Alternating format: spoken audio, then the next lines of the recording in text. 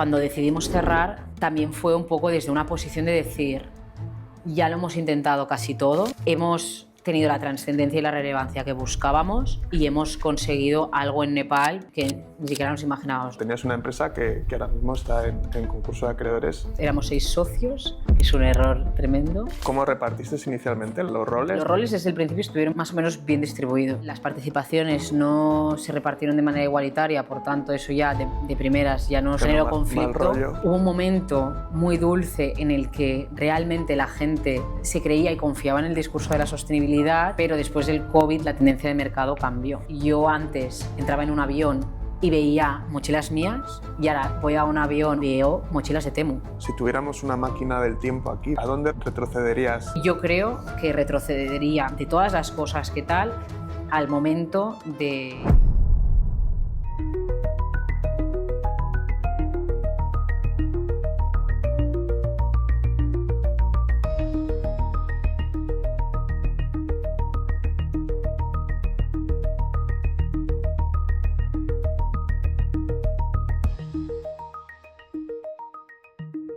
Gloria, muchas gracias por venir. A vosotros. Ayer dudaba, no sé cómo presentarte, emprendedora, empresaria, emprendedora en excedencia ahora mismo.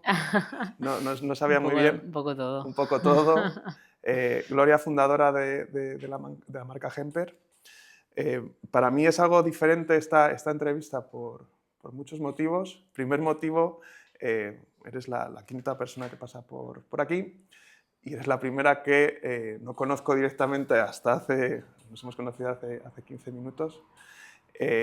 Y bueno, seguramente se me haga un poco más complicado al no conocer al 100% vuestra historia la entrevista. Os tenía un poco como, me decías antes, la gente llega a mí, no sé muy bien, me están ofreciendo muchos tipos de entrevistas. En mi caso te seguía por LinkedIn y os tenía un poco como referente a Hemper a nivel de moda sostenible, etc. Y bueno, me llevé una sorpresa cuando leí la noticia del concurso de acreedores y en general es el otro punto diferente de esta entrevista también respecto al resto, más allá de que no nos conociéramos, que tienes una empresa o tenías una empresa que ahora mismo está en concurso de acreedores, es Hemper, como decía, y que se está resolviendo en estos momentos. Entonces, digamos que entrevista diferente también porque podemos no solo hablar, digamos, de los inicios, de cómo se desenvuelve la empresa, sino también en este caso del cierre, ¿vale? Así que nada, bueno, lo primero de todo, bienvenida. Gracias. Cuéntame un poco de ti al principio. Cuéntame de Hemper. ¿Qué hacíais? Bueno. ¿Cómo surge? ¿Quién es Gloria Gubianas? ¿Cuál es tu background?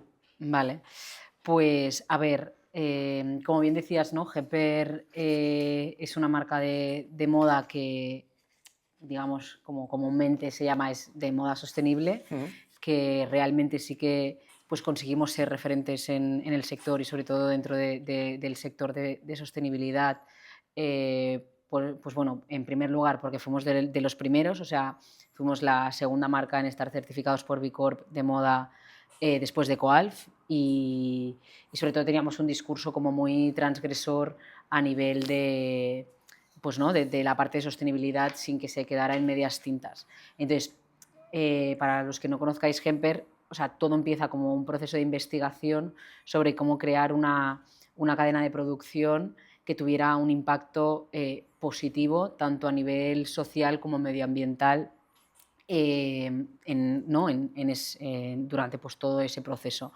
Porque normalmente un poco de dónde venimos es que nosotros extraemos recursos de la naturaleza para utilizarlos, transformarlos como productos y luego tirarlos, ¿no? y beneficiar simplemente a lo que es el accionista y luego tirarlos otra vez al medio ambiente ya transformados, intoxicados y tal, ya que se acaban degradando, ¿no? Entonces en esas cadenas de producción estamos muy acostumbrados a que sean extractivas a nivel natural y luego también a nivel social, ¿no? Pues un poco lo mismo, o sea, que ese valor o esa riqueza no se quede repartida, sino que se quede únicamente en la última parte del proceso de más a nivel de Que lo en que el sería sector las moda marcas. es especialmente significativo, que Ujú. quizás tiene poco, o sea, es un mensaje que no, que no se conoce muy bien, pero realmente la moda es uno de los sectores más Sí, contaminantes y, oye, el que os atrevierais a cambiar un poco el chip e intentar que, esa situación fuera diferente, pues realmente es encomiable. Porque todo además empieza con un viaje tuyo, sí. Nepal, en un voluntariado, ¿no? Claro, sí, todo empieza a raíz de... Claro, nos enfocamos en la moda, pero al final la moda fue una excusa para hacer algo. Todo empieza en un viaje de voluntariado a Nepal a raíz del terremoto en el que hubo millones de personas afectadas.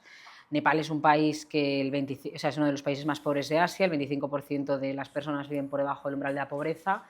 Y bueno, al volver de ahí un poco lo que, o sea, establecimos los fundadores fuimos bueno, en diferentes momentos, pero como que establecimos todos un compromiso de queremos de alguna manera poder contribuir o poder ayudar, ¿no? a este país a salir de la pobreza, ¿no? Y al final, una de las cosas que pasa en Nepal, que también en India, es que eh, hay, en India creo que hay una ONG por cada 10 personas. O sea, o sea, todo el sistema de ONGs o de voluntariados está como, bueno, como muy extendido y realmente no se está dando una solución a lo que sería más macroeconómico de los países. Entonces, lo que queríamos era, también con nuestra ambición profesional, pues era, vamos a crear una empresa donde nosotros podamos trabajar, podamos desarrollarnos profesionalmente, que contribuya con esta misión o con este compromiso que tenemos con Nepal, ¿no? Entonces, descubrimos que Nepal es rico en artesanías y concretamente son maestros de una fibra textil que es el cáñamo. Mm. Y entonces, investigando qué era el cáñamo, que no lo sabíamos en ese momento, dimos con que es una de las fibras textiles más sostenibles y aparte que es regenerativa, porque regenera el sustrato y el doble de CO2 que cualquier otra planta, o sea que un cultivo de cáñamo es un pulmón para el planeta. Pues dimos con esta opción y dijimos, jolín, pues tenemos un pilar medioambiental brutal y además las personas que saben de cáñamo en Nepal pues son las personas que vienen de áreas rurales y de los colectivos más vulnerables, ¿no? Entonces, entendimos esto como una oportunidad de, vale, va todo unido, no por un lado hago iniciativas sociales y por otro lado hago iniciativas medioambientales, sino es transversal todo en el sistema de producción y económico. Entonces, en cuanto más vendamos productos hechos con cáñamo, pues más estamos sustituyendo otro tipo de materiales y más trabajo estamos generando en estos colectivos, ¿no? Y más oportunidades les estamos dando de poquito a poco, que esto es lo bonito, ¿no? Que el resultado al final es que nosotros controlábamos toda la cadena de producción desde el cultivo hasta el producto final estaba en Nepal. Todo eran diferentes talleres de familias, que al final pues conseguimos tener pues 20 talleres aproximadamente de todo el proceso de producción, y estos talleres estaban liderados por personas, pues yo qué sé, pues ejemplos es desde que no habían terminado pues sus estudios o bueno, personas que venían de situaciones muy complejas, ¿no? Entonces al final estábamos pues creando, ¿no? una industria sostenible que poco a poco os podía ayudar a esas zonas y a esas comunidades a salir de ese umbral de la pobreza. O sea, impacto de verdad, ¿no? Cuando decías el tema de las ONGs, o sea, hay mucho voluntariado, iba a decir de maquillaje, no es la palabra, o sea, con un impacto Bueno, o sea, o sea, puntual, vamos a decir, pero que no perdura en el tiempo. claro, o sea, yo creo que aquí hay diferentes, o sea, ¿no? O sea, los sectores como, o sea, como que una economía funciona y tiene como muchas fases. Entonces, yo creo que la actividad humanitaria y el voluntariado está muy bien cuando ya es, o sea, el problema ya existe, o Mm. sea, o cuando hay un desastre natural o cuando hay un problema que existe y eso es muy necesaria la acción que hace, pero luego lo que pasa es que realmente el problema de base es que, por ejemplo, en el caso de Nepal, que no hay un desarrollo económico ordenado y teniendo en cuenta, ¿no? esa parte de... No hay industria en Nepal, se vive directamente del turismo. Entonces, también estuvimos investigando mucho todo este tema porque decíamos, lo queremos hacer bien, ¿no? Y entonces Del turismo que además tras el terremoto quedó muy tocado. Claro, mucho turismo y luego también hay hay mucha fuga de cerebros y luego también hay mucha gente que se va a Doha a trabajar en construcción. Entonces, todo el dinero que viene de fuera. O Mm, sea, el propio país no genera su propia riqueza, ¿no? Entonces, vimos como opción, ¿no? de crear de crear una industria y que ellos fueran los protagonistas de esta creación, de este modelo, no cuando ya, ¿sabes? Sino, vale, vamos a intentar que se genere riqueza antes ya de que la situación sea súper precaria y que tenga que venir una ONG o ayuda humanitaria para ayudar a estas personas. O sea, hay situaciones que la única manera de contribuir es con eso, ¿no? Pero ¿por qué no vamos un pasito atrás y vamos a hacer que ellos mismos sean los que se generen su propia economía y su propia riqueza para prevenir esta situación que ya, o sea, la única manera de solucionarla es así, ¿sabes? O mm. sea, como que es ir un paso atrás. Porque tu formación es en el ámbito social, es en el No, ámbito de es en el ámbito moda. empresarial. Estudiaste Lane, ¿no? Ujú. Y digamos que la iniciativa de Hemper nace dentro de Bueno, Lane. fue mi TFG. O Ok, sea, un poco bueno, Lean es una carrera que está muy enfocada en el emprendimiento y una de las cosas buenas que tiene además es que tu formación es bastante autodidacta, ¿no? Si a ti te interesa el mundo de la sostenibilidad, como era mi caso, enfocaba mucho mi formación en eso, ¿no? Tanto en pues, los libros o sea, tenías una obligatoriedad de leer 40 libros al año aproximadamente, entonces, vale, pues los libros que leía iban en función a, a ese tema o los proyectos que realizabas porque tenías que hacer empresas reales y proyectos reales. Entonces, y me dediqué a investigar mucho ese ok. tema. Y Hemper nace con varios socios, Ujú. algunos de Lane, Sí, otros... mitad y mitad. La mitad éramos 6 socios, que es un error tremendo. 3 éramos de Lane y 3 eran de fuera, de otras carreras. Ok. ¿Y cómo repartisteis inicialmente los roles? ¿Fue algo orgánico? ¿Los seis teníais claro de inicio lo que hacíais? ¿O fue...? Sí, los roles desde el principio estuvieron más o menos bien distribuidos. Luego, las participaciones no se repartieron de manera igualitaria, por tanto, eso ya de primeras ya nos Ya genera generó mal conflicto. rollo. Sí, pero sí que los roles, porque al final, ¿no? Los que veníamos un poco del Lane teníamos más la parte empresarial, sobre todo de ventas, marketing, etcétera, y luego teníamos compañeros que venían mucho de la parte de diseño, audiovisual y demás. Entonces, para la creación del concepto de la marca nos vino muy bien y luego la parte más empresarial, o sea, financiera empresarial y luego también, ¿no? Pues de go-to-market, por decirlo de alguna manera, la estrategia de go-to-market la llevamos, e-commerce, tal, la llevábamos más los que veníamos de esa O forma. sea, ¿cómo fueron los inicios? ¿Elegiste un primer producto? Sí, los inicios fue, diseñamos unos primeros productos que veíamos que funcionaban, o sea, el cáñamo también en Nepal está como artesanía que encuentras, ¿no? Como vas a cualquier país de souvenir que te llevas tal, pues está artesanía, entonces nos fijamos un poco en qué era lo que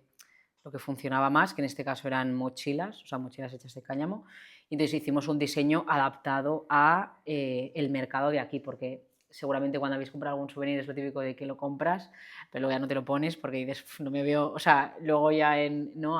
Aquí en la vida real no me veo con esto ni de coña, ¿no? Pues un poco lo que hacíamos era adaptar el diseño o sea, pues eso que puede ser más un souvenir y tal, aparte de los niveles de calidad, pues también estéticamente que se adaptara a lo que, bueno, pues a las tendencias del mercado. Entonces empezamos, nada, pues yo creo que empezamos comprando 100 unidades Mm, y a partir de ahí empezamos a vender y empezábamos a reinvertir todo. O sea, vendíamos, reinvertíamos hasta que empezamos con el mundo de la financiación, que ya. bueno, que tiene sus luces y sus sombras. O sea, Pero sí, fue así. y, Y y, empezamos por e-commerce, perdón, que no lo comenté. e-commerce puro y duro de inicio, Hacíamos, yo creo que todos los con emprendedores. preventa o con producto No, comprado. no, e-commerce con producto comprado. Luego hacíamos también los típicos pop-ups y demás que yo creo que todas las marcas hemos hecho.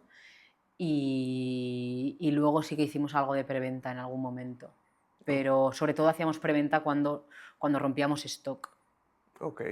Entonces, empezáis con las mochilas, os Sí, va empezamos, bien. O sí. sea, ¿teníais ya intención en ese momento de hacer Hemper una marca eh, global o era digamos, era un producto a modo prueba y para ver cómo... Bueno, yo creo que estábamos bastante enchufados desde el principio. Ok. O sea, cuando ya fundamos la SL, que fue, o sea, como que en 2015 empezamos a, como, bueno, pues como a tontear con la idea, empezamos a comprar como, pues compramos estas 100 mochilas, las compramos como antes de montar la SL. Entonces vimos que funcionaban muy bien y dijimos, va, pues montamos la sociedad y a partir de montar la sociedad nos pusimos un poco a tope. Entonces yo creo que fue, si no me equivoco, a finales del 2017 que todos dejamos, porque yo tenía otra empresa y entonces le vendía las participaciones a mis socios, otros que estaban estudiando pues acabaron o dejaron la universidad, otros trabajos, fue cuando dijimos, vale, vamos a ponernos full time en esto para que salga adelante. Y entonces fue ya cuando nos pusimos full time, cuando dijimos, vale, vamos a hacer de esto algo más, Y más ahí grande. plan de negocio, financiación, Claro, entonces ahí empezamos con inversión, todo me esto. imagino, ¿no? Primero cogemos deuda bancaria y luego ya rondas de financiación. Ok.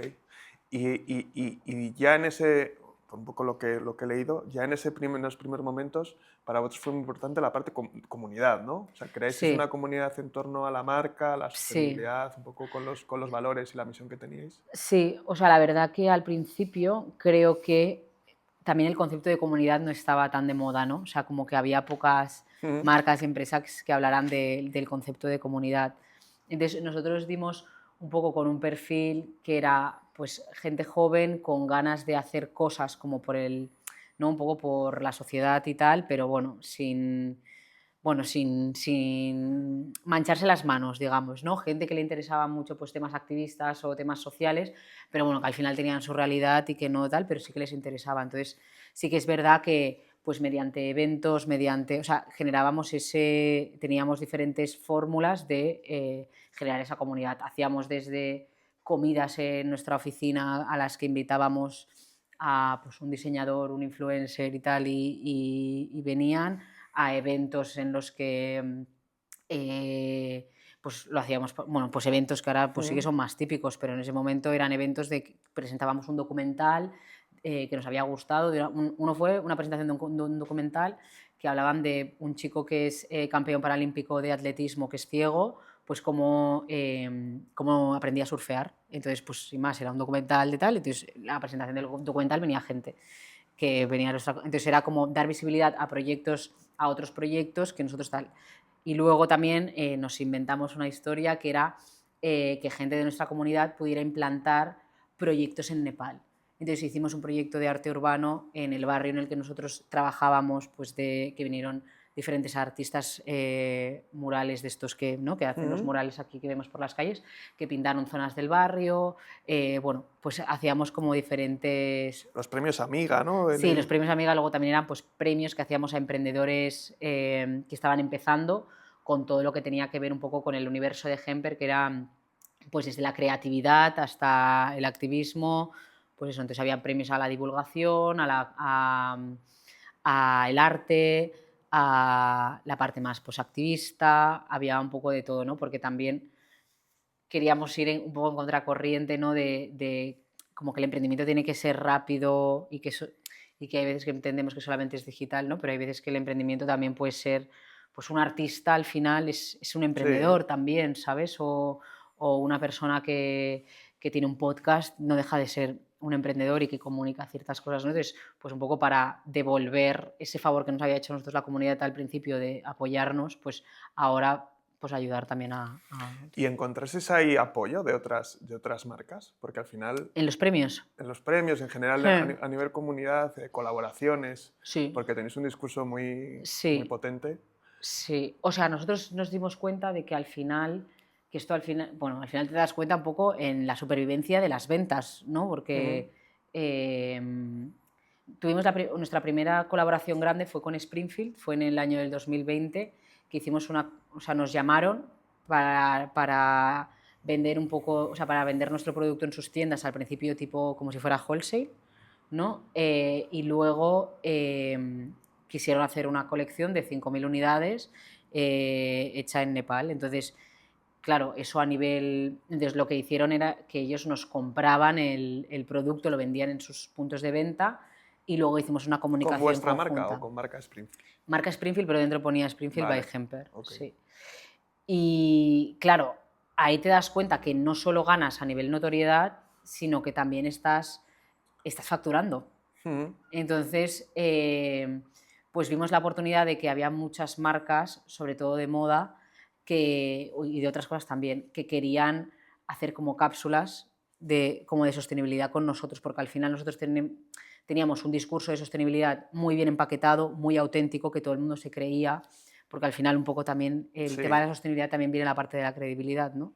Entonces hacíamos cápsulas con diferentes marcas producidas por nosotros, entonces hacíamos como de proveedores, pero lo comunicábamos de manera conjunta y para nosotros también era una manera de, de captar potencial cliente. bueno, de tener clientes y también de enseñarle a, ¿no? a esas grandes marcas que producen tan en masa ¿no? Pues con unos estándares muy diferentes a nivel de sostenibilidad que los nuestros, cómo se trabaja con la sostenibilidad, ¿no? Y también para nosotros era un aprendizaje de cómo trabaja una gran marca, bajo qué estándares de calidad, bajo qué tiempos, etcétera. Entonces era como una retroalimentación positiva en muchos niveles. Qué interesante.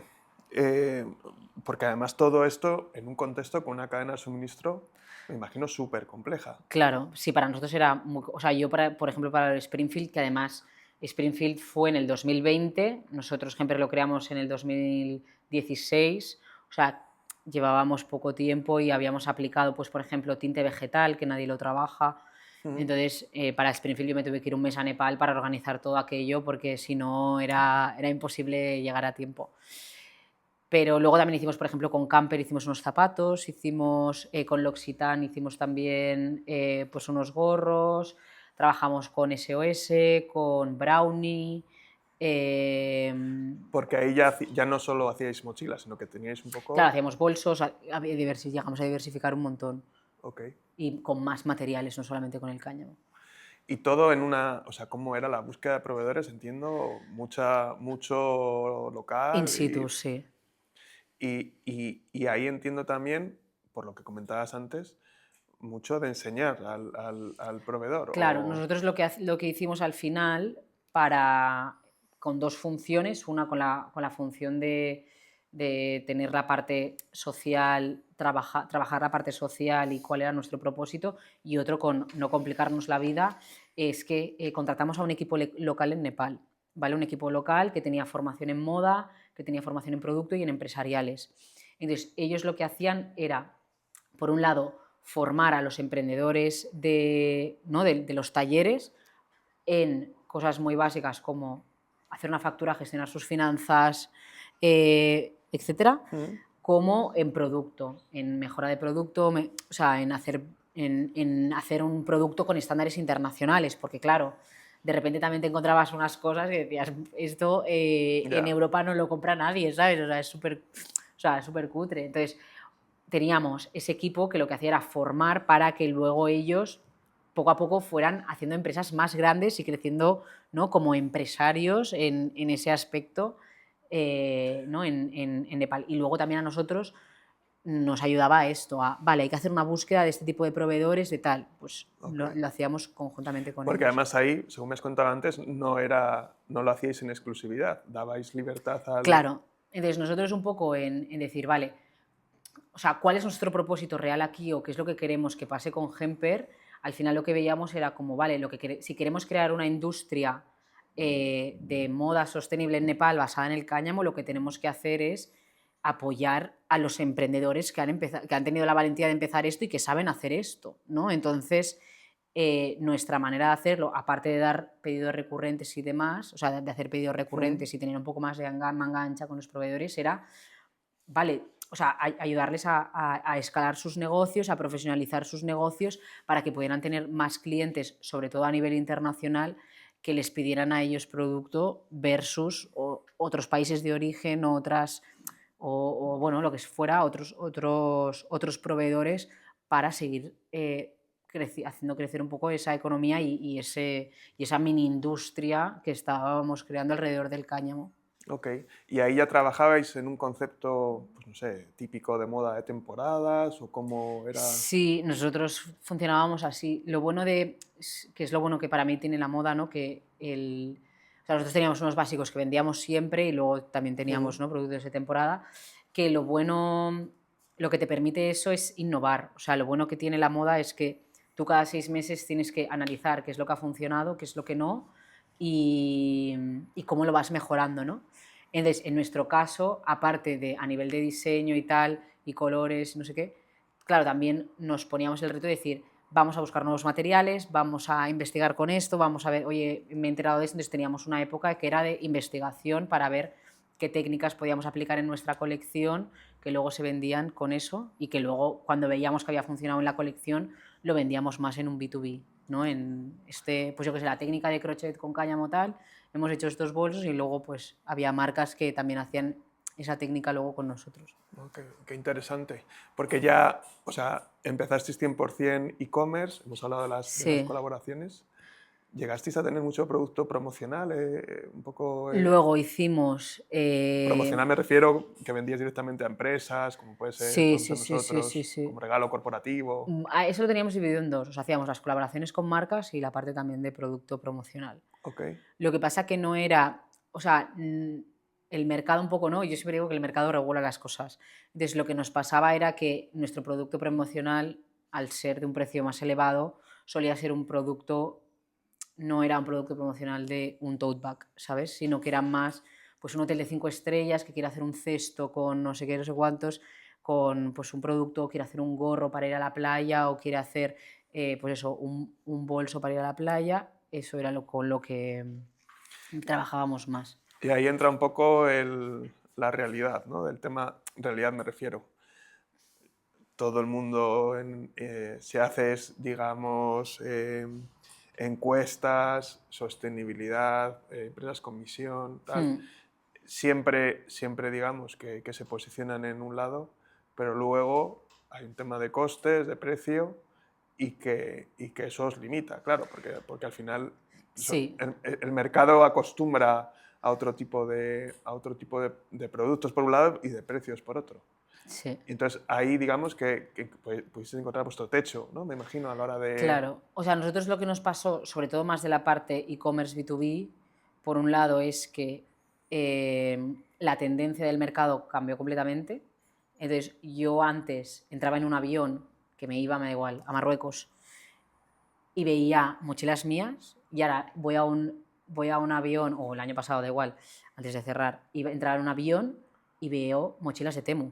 Mochilas de Temu que son todas iguales, tal, que valen 15 euros, no sé cuánto valen, 15 euros tal, y todos son las mochilas de, todo el mundo lleva esas mochilas de Temu, ¿sabes? Entonces, claro, hay una parte Pero de, es curioso que seguramente les preguntas a esas personas y dirían que entre tu mochila y la de Temu, claro, comprarían la mía, comprarían la tuya. 100%, pero luego llevan la de Temu, ¿sabes? O sea, como que yo creo que hubo un momento muy dulce en el que realmente la gente se creía y confiaba en el discurso de la sostenibilidad, pero después del COVID la tendencia de mercado cambió.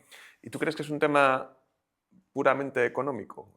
O sea, de la situación económica de cada individuo, es un No, tema. no, no, no, para nada. Creo que hay varias cosas. Creo que hay una parte también a nivel estético que ha cambiado.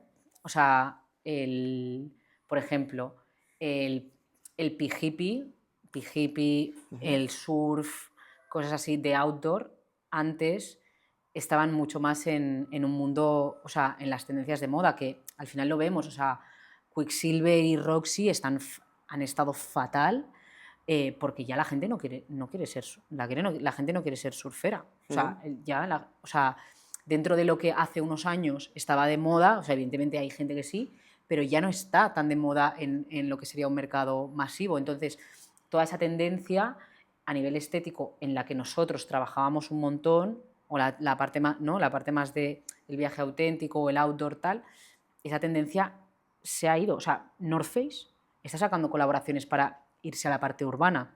Ujú. O sea, North Face ha sacado o sea, hace un par de años colaboración con Gucci. O sea, todas las marcas de deportes están yendo a la parte urbana porque cada vez más el streetwear es donde está ganando. es lo que está ganando dinero. O sea, ya la parte de outdoor ya no. Entonces, o vemos los Norces, la gente los está utilizando para, no para irse a la montaña, los está utilizando para la parte urbana, porque es donde realmente está la gente. La gente ahora está en las ciudades. Entonces, ese cambio de tendencia a nosotros nos afectó muchísimo, aparte de lo que decíamos de, o sea, yo creo que eso va alineado de pues el compromiso que puedas tener para la sostenibilidad o no, también todo el greenwashing que ha habido a nivel general, las cestas de la compra, o sea, han subido un montón, o sea, creo que son muchos factores que tampoco sabes tal, y luego también, evidentemente, hay también nuestra parte de responsabilidad de no sabernos adaptar a eso, ¿sabes? De no ver venir esto, de no ver venir, jolín, pues la tendencia estética, ¿no? O de moda está cambiando y las cestas de la compra están subiendo. ¿Qué vamos a hacer para adaptarnos a esto como compañía, ¿sabes? O sea, con una empresa con una misión tan fuerte es que Es es complicado. complicado. Porque ¿cómo equilibrabais la parte económica con lo que es misión, valores de la empresa, que cuadrara todo? O Pues sea, a ver, ¿repercutíais en los precios para que fuera sostenible? ¿Intentabais al final pues, recortar y que fuera sostenible, pero a nivel sí, de que la empresa perdurara? ¿Cómo tomaste esas eso decisiones? es muy difícil.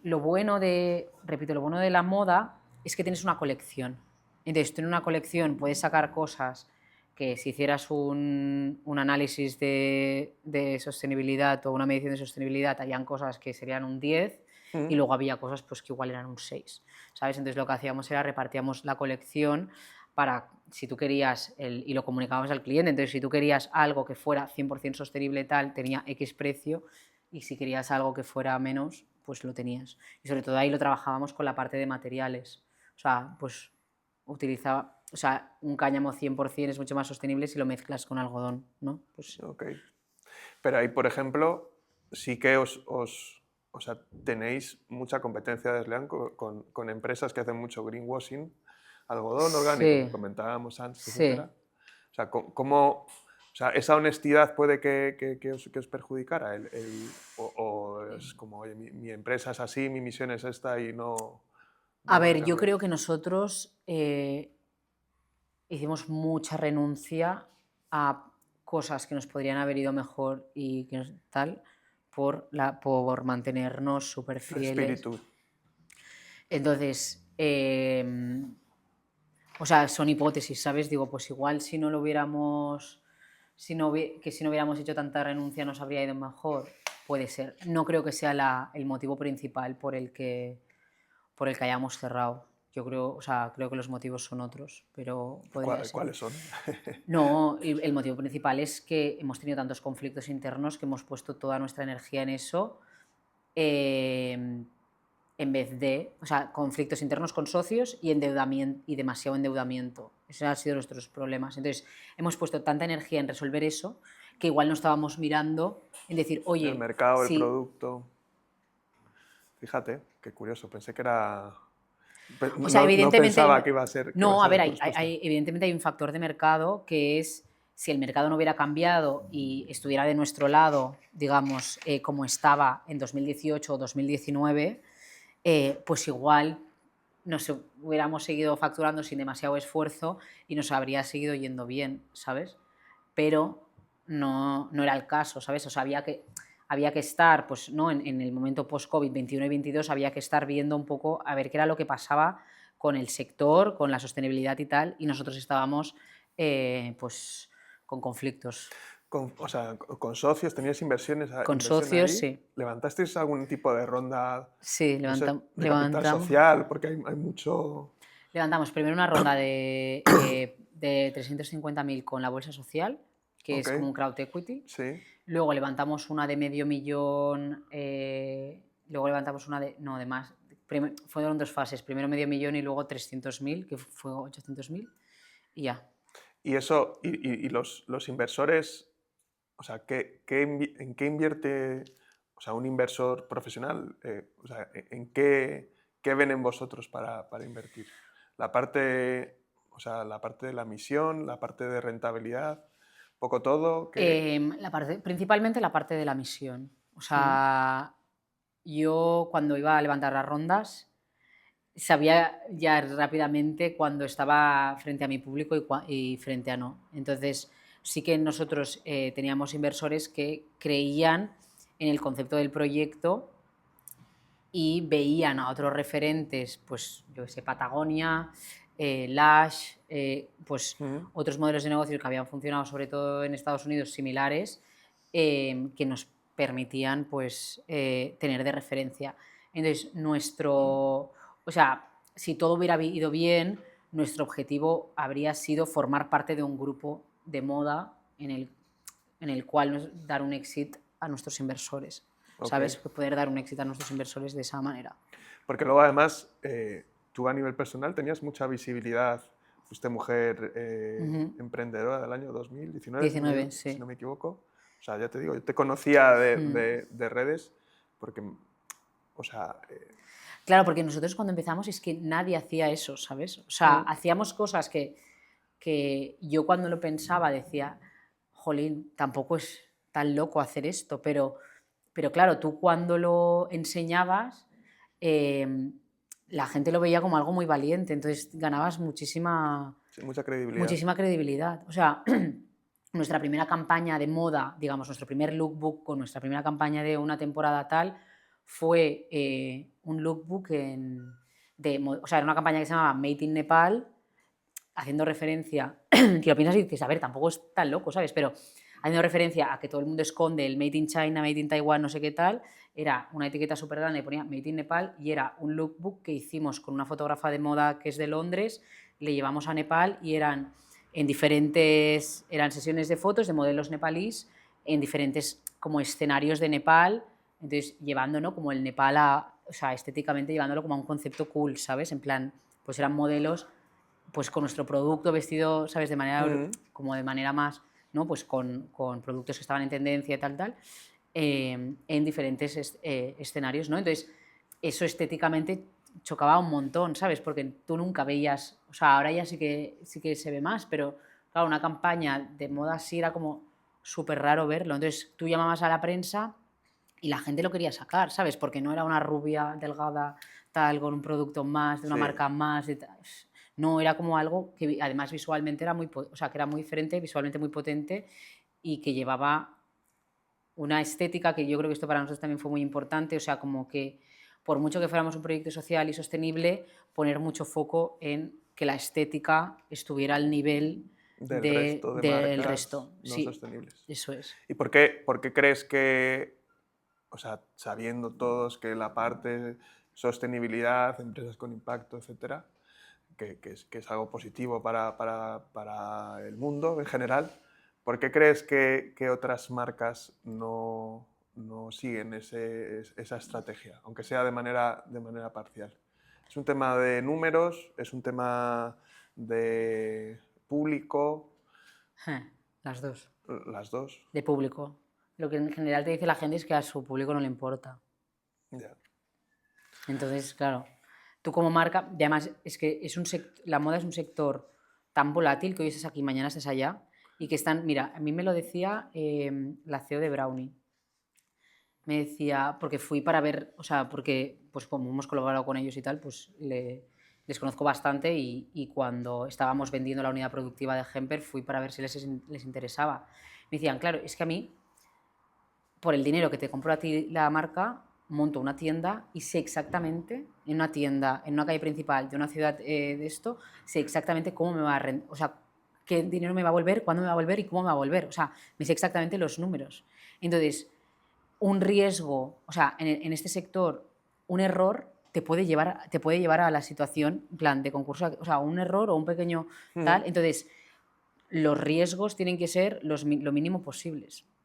Entonces, claro, yo creo que hay muchas empresas que están en eso, ¿sabes? Están en, vale, hemos conseguido este año esto, ¿cómo mantenemos esto y cómo hacemos un poquito más, pero sin grandes... Claro, pero ahí... A ver, ahora vendrá una normativa que a ver qué pasa, porque ahora viene toda la normativa de Europa que es muy exigente. Entonces, a ver. Pero más allá de eso, o sea, creo que, lo voy a decir yo, o sea, el principal problema somos nosotros, los consumidores, que no exigimos, Claro, que no demandamos y que al final, pues eso, votamos con la cartera claro, donde... sí, sí, sí, sí. Pero por otro lado, pues es que o sea, yo lo veo, hablabas de Temu antes, yo que soy padre, claro, dices, joder, es que, o sea, comprar en Temu es asqueroso. No sé si alguna vez lo habéis intentado, entra, 14, me pone, ¿hay alguien de Temu en la sala?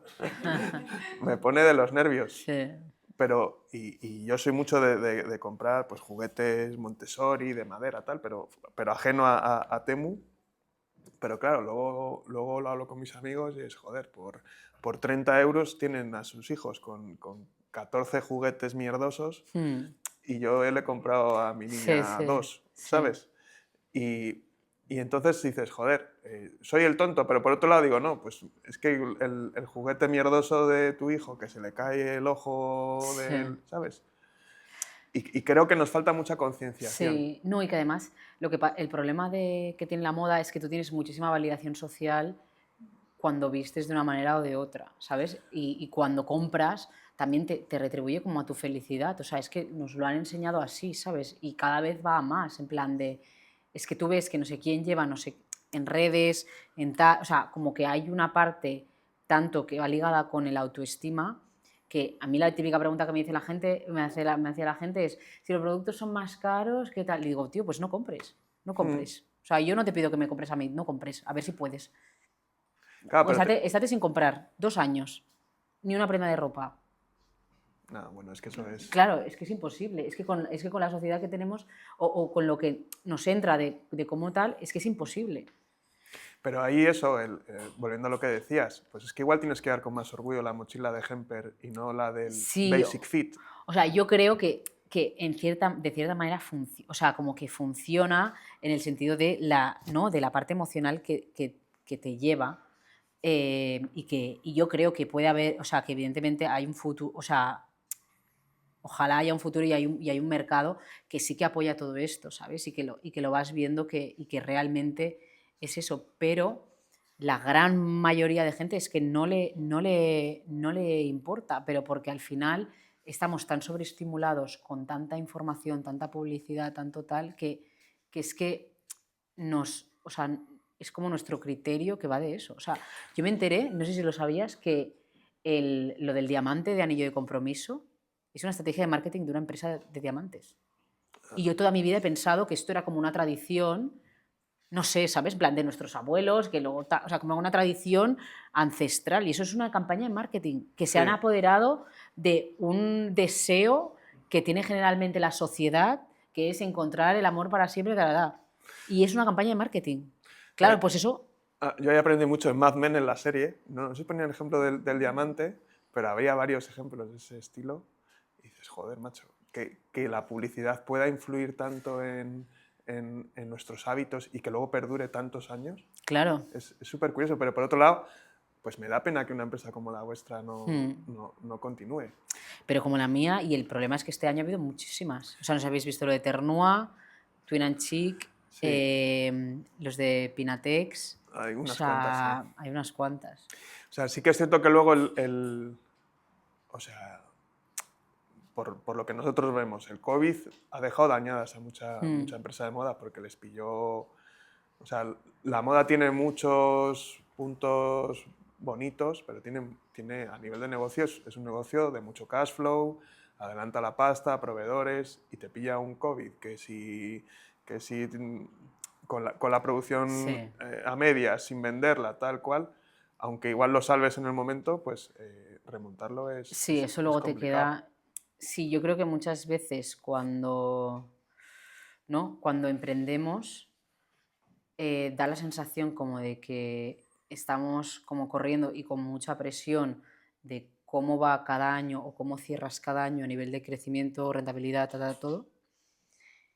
Y hay veces que, ¿no? Te viene un COVID y tú mismo te intentas decir, bueno, un año tampoco, o sea, tampoco pasa nada, pero sí que pasa, o sea, No, no, en una empresa como del sector moda, pasa, o sea, eso luego o sea, como que es una herencia que llevas sí, de sí, todo eso, no tanto de cara a enseñarle a algunos inversores o enseñarle a la gente que has tenido el año de COVID que te ha bajado la facturación, que todo el mundo lo entiende y es evidente, pero sí que a nivel financiero ya impacto llevas ese financiero. lastre, porque ya no vas a crecer al ritmo que estabas creciendo, porque evidentemente no has sacado la misma rentabilidad, tal, luego al año siguiente, o sea, como que todo se Sí, sí. retrasa, pero es que no solamente se retrasa, entonces con ese retraso también has tenido que poner dinero para aguantar ese año, entonces es como que tiene unas consecuencias de lo que tú en ese momento estás viendo y afecta, ¿no? Y hay Desde que ser luego. consciente también de eso. Y luego el sector, estar de moda, o sea, realmente o sea, es muy cierto. Yo he visto ejemplos de algún cliente de entrar, ¿qué camisa te gusta más? Y eran dos camisas muy parecidas. Y decir, pues no sé, la de la derecha, la más vendida el año pasado, no llegó a las tiendas físicas, lo vendimos todos en wholesale.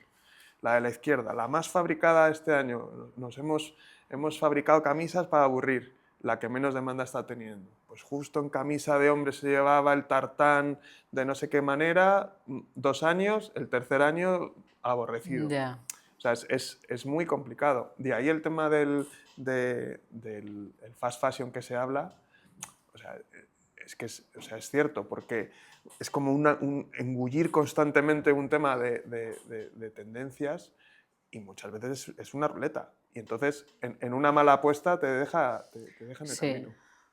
Porque, ¿cómo fue? Hemos hablado un poco del inicios, desarrollo.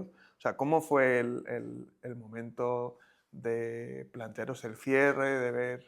Mm. ¿Fue post-COVID? ¿Cómo? No, pues fue, a ver, nosotros, o sea, tuvimos, bueno, ¿no? Tuvimos como el momento del COVID que fue como también, pues eso, como que fue nuestra máxima exposición y tal. Tuvimos el COVID, que fue un poco momento de caer, pero luego después del COVID como que nos remontamos bastante porque empezamos a abrir canales de wholesale, o sea que la idea era hacerlo el año del COVID, pero claro, wholesale, tiendas cerradas, la parte de otras marcas Sí. B2B, Pues todo el mundo sin igual de joyos presupuestos. que tú, sí. Sí, entonces era como súper complicado hacer nada, entonces pues seguimos con el e-commerce. Entonces ya en 2021 nos empezamos a montar los canales y en 2022 fue cuando trabajamos bien esos canales y los explotamos y los hicimos crecer, ¿no? Abristeis tienda física, ¿no? Sí, En el también teníamos 22. una tienda física y, y entonces nada, lo que pasó es lo que te digo, que tendríamos que haber crecido más, o sea, tendríamos que haber ganado muchísimo más volumen del que hicimos porque teníamos muchos conflictos internos. Entonces, con esto también empezamos a hacer una apuesta, en vez de por el crecimiento, ir más a por la rentabilidad. Entonces, ir más a por la rentabilidad que implica recortar costes y muchas veces cuando recortas costes hay ventas que se te caen. Entonces, fuimos a por la rentabilidad y fuimos a buscar un socio estratégico. O sea, lo que queríamos era encontrar un grupo o otra marca que nos comprara Mm. para ya como hacer crecer eso, porque nos fuimos dando cuenta de que Hemper era un modelo por toda la cadena de producción que he contado que no podíamos hacer pues un eco-alf en el sentido de ir levantando otra ronda y haciendo otra ronda y meter a un VC y ¿Y tal. se No podíamos hacer. entiende eso en un grupo? Un Tendam, por ejemplo, que puede ser un poco el más reciente que ha ido comprando marcas, Slow Love y Sí, compañías. se entiende. O sea, ellos lo entienden. Entendían O vuestro modelo sea, para... Springfield nos hicieron, o sea, estuvimos a punto de firmar, pero llegó el COVID. O sea, fue justo Fue antes del, antes. sí, Ok. fue antes del COVID. Pero bueno, entonces después, un poco basado en eso, dijimos, venga, vamos a intentarlo, tal. Y entonces, al no salir, fue como, vale, tenemos dos opciones. O hacemos otra macro ronda para ir creciendo a volumen mientras buscamos la rentabilidad y o cerramos porque nos hemos peinado todo el sector de la moda para buscar un socio estratégico y hemos visto que no lo hemos encontrado. Y con el nivel de endeudamiento que tenemos, con el nivel de rondas que tenemos, ya la única manera de a nuestros inversores darles una salida es hacer otra macro ronda e intentar que a nivel de volumen esto explote y tal, con todo lo que llevamos en la mochila, que claro, esto es, vale, sería tal, pero todo lo que llevamos en la mochila a nivel emocional, a nivel financiero, etcétera, ¿no? Que al final devolver todo el dinero que pides es, o sea, como que Sí, tienes que sí. pensar que tienes que devolverlo, ¿sabes? En plan, En algún momento lo tienes que devolver. O sea, la gente no pone dinero por poner, ¿no? Se habla poco de ese valor emocional, o sea, a veces como un poco frívolo a nivel del emprendedor cuando busca financiación y cuando digamos, recibe rondas, Sí. etcétera. Se habla poco de ese valor emocional de decir, joder, es que tengo que darle retorno a mis Claro, inversores. es que sí, parece que entra el dinero y ya chao, ¿sabes? En plan, y ya te olvidas de ellos, a no ser que estén en el consejo o tal, pero es como, jolín, es que tengo una responsabilidad de devolver este dinero y lo tengo que hacer mediante mi instrumento, que es mi empresa. Entonces, si estás viendo que eso no puede ser, es muy injusto tanto para ellos como para ti, porque al final, si vas a hacer otra ronda de inversión, estás como engañando a la gente, ¿sabes? En plan de, bueno, esto lo vamos a conseguir tal, pero no sé, entonces un poco nosotros lo que decidimos fue que no íbamos a seguir haciendo una ampliación de capital o una ronda de inversión, porque pasar otra vez ¿no? Por ese intentar hacer crecer la empresa a ese nivel que ya sabíamos que era complicado por un tema operativo y también pues o sea, ya estábamos como agotados, dijimos, ya está. ¿Se te acabaron un poco las pilas a ti a Sí, nivel individual? sí. Eso también, claro. 100%. O sea, principalmente, yo, si hubiera sido yo en otro momento, hubiera hecho la ronda, en plan de, da igual, ¿sabes? Esto lo saco adelante, tal. Pero ya, es que claro, son 10 años de esto, de nadar a contracorriente y sobre 10 todo años muy joven, o sea, muy empezaste con joven, 20 años, ¿no? O sí, 21. 20, sí, sí.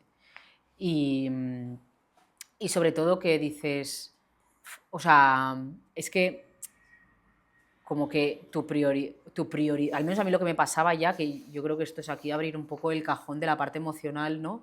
Es como que también tú estableces como una relación emocional con tu empresa. Entonces, Sí, sé de tú, lo que me tú hablas.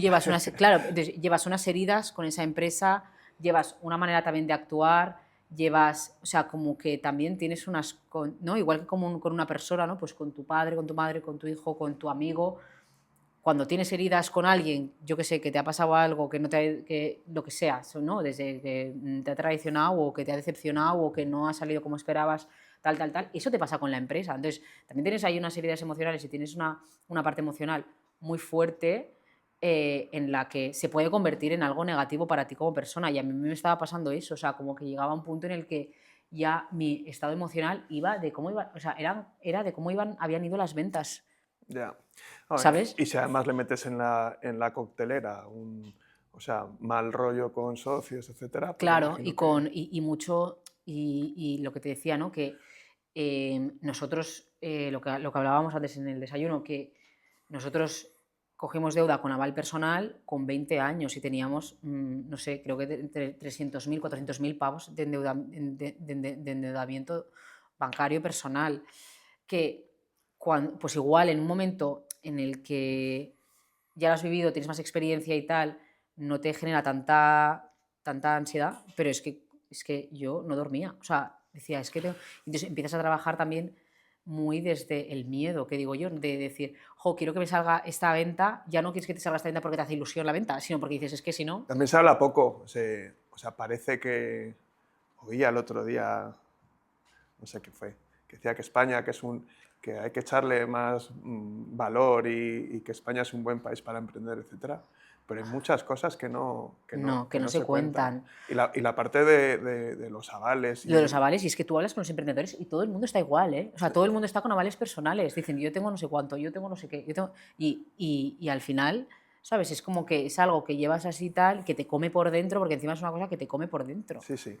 Y que además lo arrastras luego en los concursos, que la gente no lo sabe, que se piensa que el concurso es hacer así, cerrar y le das la llave a otro. O Mm, sea, que eso luego se arrastra de por sí. vida, digamos.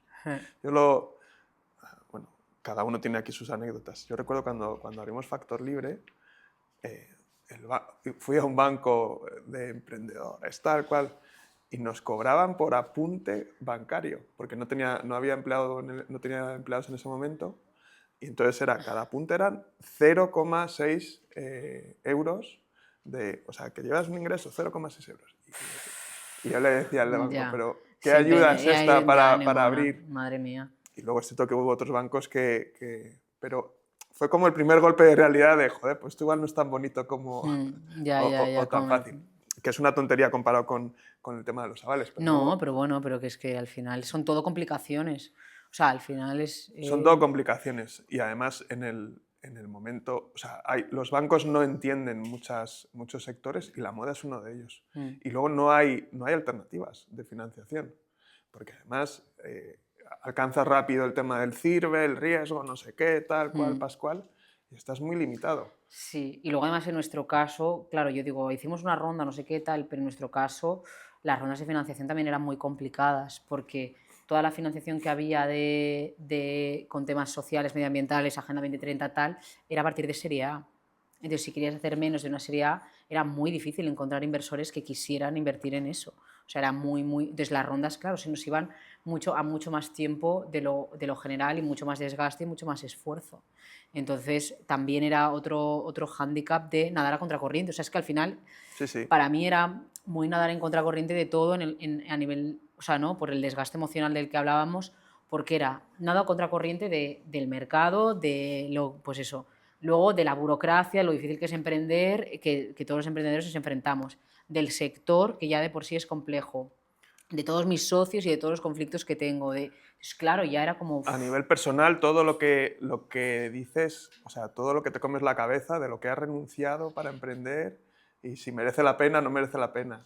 Sí, sí, mm, me lo puedo imaginar. mm, Porque una cosa que no te pregunto, cambio de tema totalmente, o sea, a nivel de tecnología, o ajá. sea, ¿llegaste a tener RP, ya por curiosidad? Siempre estuviste ahí en mi lista Em, de, tengo que contactar con sí, o Gemper, sea, bueno, nosotros trabajábamos con Shopify y con Shopify, Holded. con Holded. Okay. Teníamos automatizado Holded.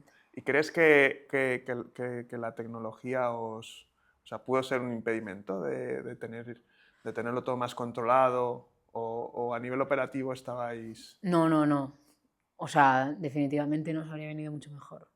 O sea, de estar ¿Y más... por qué no lo...? Esto es una pregunta trampa, ¿eh? ¿Por qué no lo hice? Por qué las empresas a veces nos pasa? Es como, ¿Por qué no lo haces? ¿por qué no lo haces? O Pues sea, yo creo que porque estás en modo supervivencia.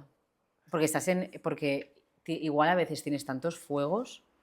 O sea, luego también una cosa que se habla poco es que en las empresas pequeñas, según cómo y según el nivel de presión que tienes, la rotación también es muy alta. mm, Entonces, se te acaba de... Y además, si hay un conflicto interno, más. ya. Entonces, se te acaba de ir el de producción.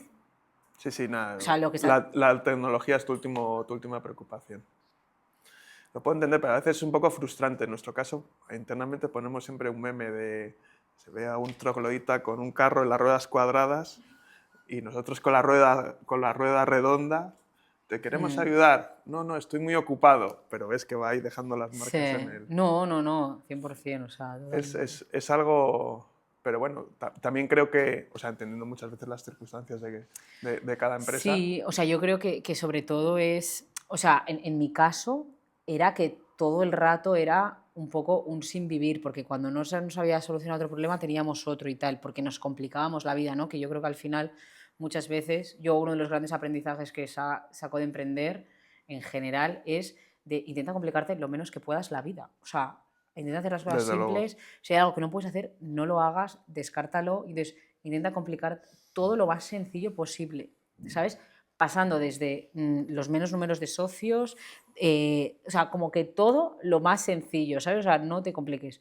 Entonces, claro, entonces, si te complicabas mucho la vida, como era mi caso, que hacías cosas complejas, había veces porque no te quedaba otra, pero también porque, ¿no? Pues por ejemplo, nosotros pues una ronda de financiación la hicimos con crowd equity, ¿no? Que al final es tener un montón de socios. Pues es que ahí ya estás complicado la vida, ¿sabes? Ya. Y bueno, era la opción que escogimos, pero bueno, pues es que hay veces que no piensas en el esto. En el Entonces, largo plazo, claro, sino... entonces, si tienes que es todo tan complejo, es muy complicado. Es verdad que si luego tienes una empresa que no va mal, vas poco a poco, tienes tiempo como para realmente reflexionar y tal, yo creo que en esos casos es que sí que es más, o sea, sí que tienes tiempo para verlo esto. Hay nosotros, muchas veces también lo que nos pasa, vemos mucho cliente de producto, o sea, muy centrado en el producto y que no sabe la parte de gestión, pero que a ver, que tienen, a ver, ¿cómo puedo decir esto sin que suene raro? Hay mucha empresa que tiene éxito por los márgenes, y Eh, porque tienen mucho margen, Sí, ¿vale? Que en el caso moda cada vez es menos. menor.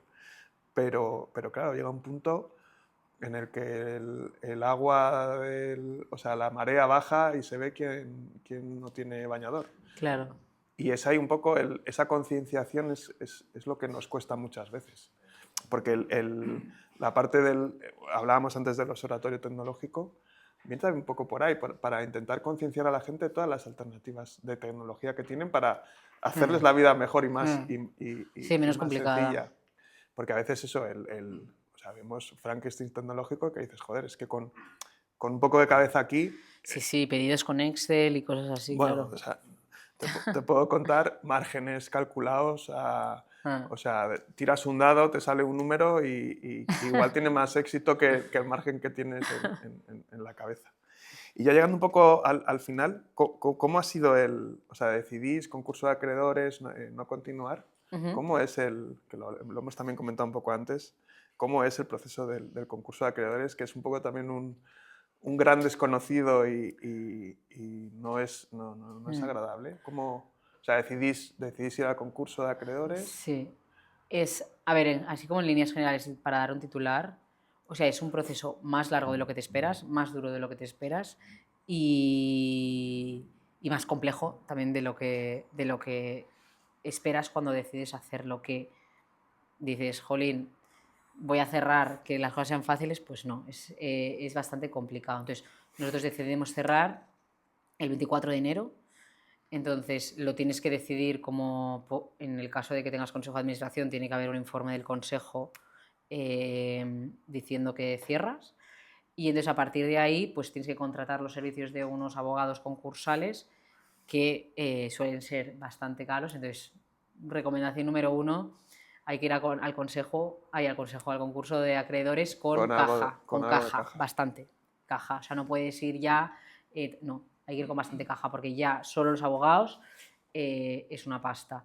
Entonces, con los abogados preparas lo que se llama un informe de autodeclaración de concurso de acreedores, que es pues haces un informe de por qué estás yendo al concurso de acreedores, y entonces eso se presenta al juzgado, ¿vale? Entonces cuando lo tienes lo presentas y entonces de ahí puede pasar 2 meses, 1 año, depende un poco del juzgado y tal, a que te aprueben el concurso de acreedores, ¿vale? Y este es el momento más complicado porque tú sabes que vas a estar vas a estar en concurso de acreedores, no lo puedes comunicar ni a clientes, o sea, internamente sí, pero no lo puedes comunicar ni a acreedores, no lo puedes comunicar a clientes. Porque no está aprobado por el juzgado. Claro, porque tú te estás autodeclarando, pero nadie te ha aprobado legalmente de que tú estés en concurso de acreedores, entonces no puedes decir una cosa que es mentira, ¿sabes? Porque no tienes el este. Entonces, claro, aquí hay un tiempo en el cual es muy incierto cuánto tiempo vas a tener que estar así, tienes que seguir con tu actividad, pero claro, no te puedes poner aquí a comprar cosas o ¿sabes? O sea, como que tienes que tomar unas decisiones muy estratégicas de qué es lo que vas a hacer y qué es lo que no vas a hacer para aguantar durante todo este tiempo con una actividad que te vaya permitiendo acercarte a donde quieres estar para el objetivo que te has presentado a concurso de acreedores, porque tú te puedes presentar a concurso de acreedores porque quieres reestructurar tu deuda o porque quieres liquidar, ¿no? Entonces, si es reestructurar tu deuda, pues ir viendo pues, cómo vas gestionando las ventas, reduces estructura o lo que sea, y si quieres liquidar, pues no compres más stock porque lo vas a tener que liquidar, ¿no? Entonces, un poco es ver qué es lo que cómo vas gestionando esos meses, porque encima tú te estás presentando a concurso de acreedores porque hay acreedores que ya ves que no les vas a poder pagar, y entonces ya te están llamando, en plan de esto no me has pagado o tal, o lo que sea, ¿no? O cuándo me vas a pagar esto. Entonces, hay ahí una situación de bastante tensión e incertidumbre porque no sabes, ¿vale? Okay. Entonces, luego, cuando ya te declaras en concurso de acreedores, pues se circula un mail a todos los acreedores de que estás en concurso, a los que les debes dinero, de que estás en concurso de acreedores, tarara, tarara. Y entonces, a partir de ahí, todavía, o sea, tú se lo puedes comunicar a los acreedores, pero no lo puedes comunicar en plan en la prensa, ¿vale? O sea, todavía no. Entonces, en ese momento, tú lo que tienes que hacer es decidir si vas a reestructurar la deuda o liquidar.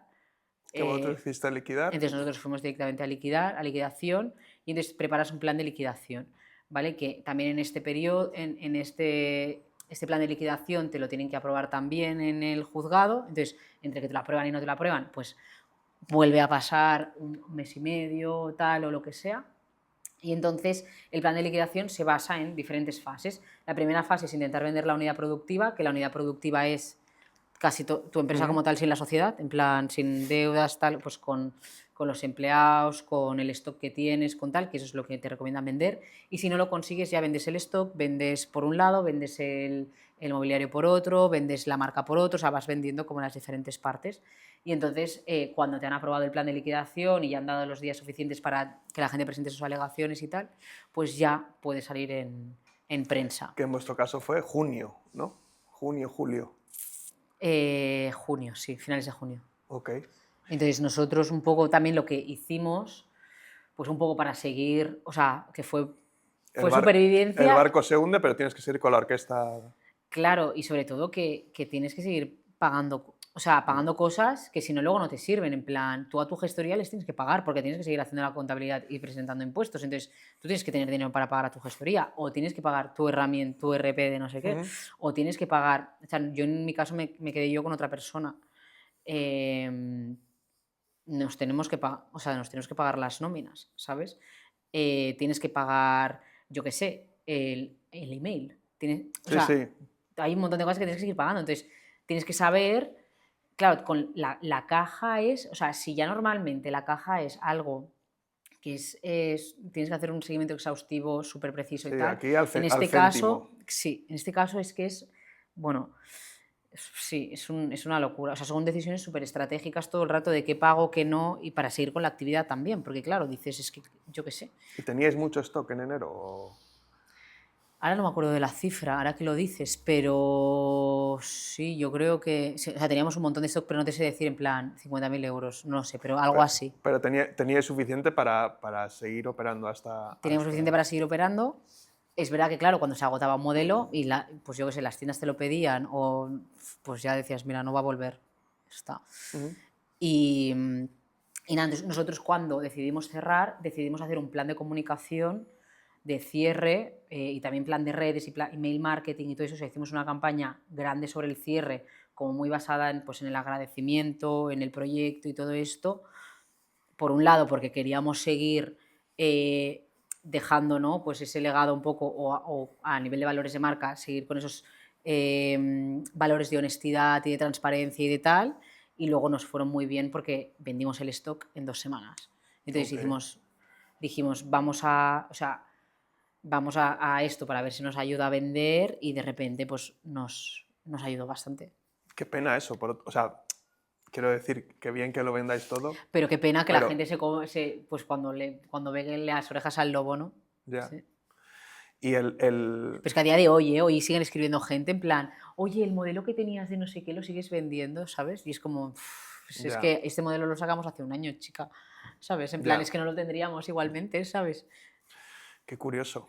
¿Y qué sabes de las fábricas, de los talleres de Nepal? Nada, no, en este caso, ¿Siguen claro, operando? sí, nuestro objetivo era ese, ¿no? Era que tuvieran otros clientes y que pudieran crearse su propio negocio, que no dependiera solamente de nosotros y que pudieran seguir en el caso de que nosotros algún día no estuviéramos. O sea, que ahí, quiero decir, o sea, os queda un poco un poco el dulzor de decir, sí que ha tenido impacto Hemper en la vida de... Claro, sí.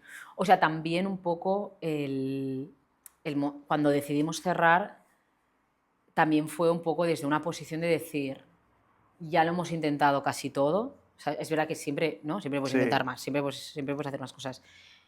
Hemos tenido la trascendencia y la relevancia que buscábamos y hemos conseguido algo en Nepal que, que ni siquiera nos imaginábamos, ¿no? O sea, también era desde una posición de, jolín, hemos hecho grandes cosas, hemos sido referentes, hemos conseguido tal, ahora ya a partir de aquí adelante es algo que, pues que no, o sea, algo por lo que no queremos ¿no?, pasar, por lo que sea, y ya está, pero sí que era desde una posición, y yo ahora lo veo que evidentemente pues esto igual hace 3 meses yo no te lo decía, ¿sabes? Porque también el proceso emocional del cierre es bestial, es muy duro porque no sales de casa, o sea, es en plan no salir de casa, o sea, no quieres ver a la gente tampoco porque tampoco te apetece ser falsa, ¿no? En plan de, ¿qué tal os va? Muy bien, no, o sea, ¿sabes? O muy bien o bien, o sea, es que antes yo ya me comía muchas veces ¿qué tal estáis? No, no, bien. Y estabas pasando un infierno.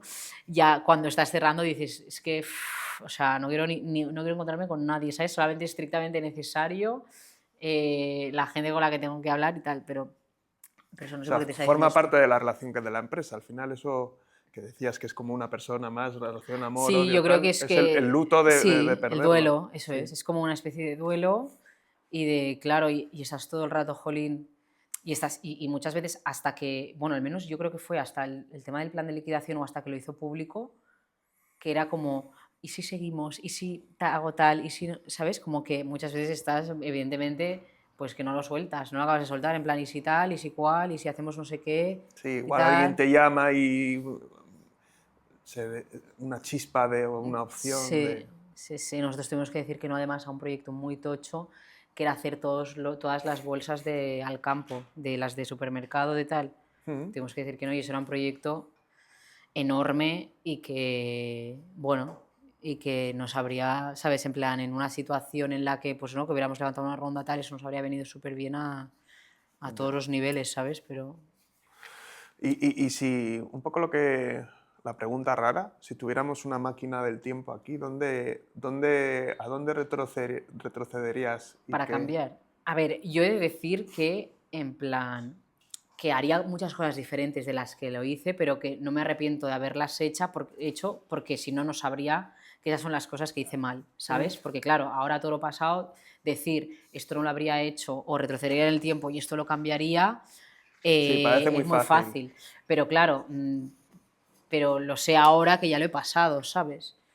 Entonces, yo creo que retrocedería de todas las cosas que tal al momento de coger tanta deuda bancaria a nivel personal. Que en ese momento dices, Buah, es que no tienes otra opción de financiación que no tal, pero creo que si lo hubiéramos puesto un poquito más de, mm, de menos impulsividad, eso, un poco más de reflexión, de más análisis y tal, podríamos haber encontrado otra alternativa que no fuera esa y no. Porque es una deuda que vas a arrastrar con el cierre de la empresa. Sí, en parte sí. O sea, que está, hay una parte que está muy pagada, que también por eso también nos podemos posicionar en el de decir, vale, o sea, ahora esta deuda no nos va a arruinar la vida nuestra y de nuestras familias, sino que es algo que pues con tiempo y tal se puede pagar.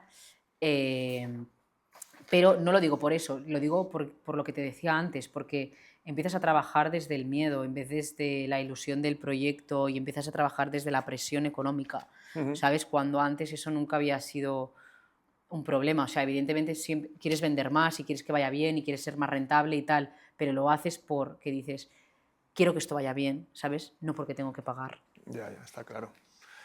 Es que es complicado. A ver si... O sea, a mí es que lo que más rabia me da es que luego no... O sea, quiero decir que no... Hay un pozo de pequeños detalles que no se conocen Sí. y que, joder, que es que son diferenciales. Y que... Sí, yo creo que hay muchas cosas también que son efecto mariposa, ¿no? O sea, porque esto, por ejemplo, para mí tuvo un efecto mariposa en el cual, pues igual, a partir de ahí hubiéramos planteado otra manera de hacer las cosas. Y luego también, evidentemente, el ser 6 socios, ¿sabes? O sea, eso lo hubiera cambiado. O en el momento de retroceder, igual me hubiera quedado con otros socios que se fueron en vez de que los que nos quedáramos, ¿sabes? O sea, ahí también hay muchas... O sea, es que hay millones y millones de detalles que ya no volvería a hacer, pero claro, es lo que te decía, Ya, que lo sea ahora, porque tal, y que igual esas cosas en otro negocio, en otras circunstancias, en otra época de la vida, ¿sabes? En otra época también a nivel histórico, son detalles que no son significativos, porque por otros motivos te va bien y no. mm, puede ser, sí, que igual en vuestro caso, con el COVID de por medio, tal cual, Claro, si pues... no hubiera habido COVID, yo creo que las cosas hubieran ido muy diferentes, ¿sabes? O sea, no habríamos tenido tantos. Porque nosotros pues levantamos la ronda de financiación y entonces literal pasaron el tres momento meses. puede ser ir al laboratorio donde sale el Sí, COVID claro. También. y pararlo. Ir al momento ¿no? ¿Cómo era? El murciélago. El murciélago ese Sí. que no salga de donde salió. Sí. No sé, pero es bueno. No sé. Y qué te planteas a futuro tú a nivel personal? ¿Emprender en moda? Pues emprender que, en moda no. Bueno, es no. una respuesta muy común de mucha gente que ha emprendido en moda. No, a ver, o sea, yo creo que. O sea, me gustaría como seguir dando voz un poco, ¿no? Porque dentro del emprendimiento se da mucha voz a las empresas que empiezan y que nacen y que creo que es muy positivo porque es una manera de ayudar a que ¿no? A impulsarles a que les vaya bien y demás, pero creo que no hay nada de espacio para la gente que ha cerrado.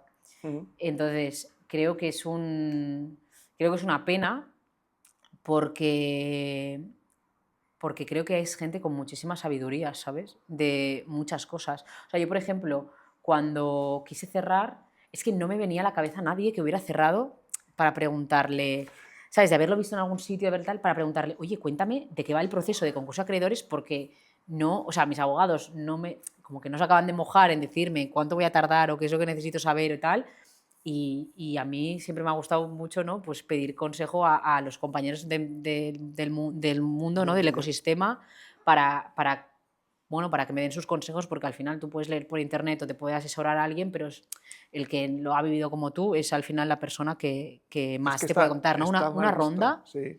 una ronda, yo llamaba a los que habían hecho rondas y les decía, ayúdame con esto, esto y esto, y la gente te ayudaba, ¿sabes? Y les digo, con el concurso quiero hacer lo mismo, y es que no me acordaba o sea, no sabía pensar en nadie.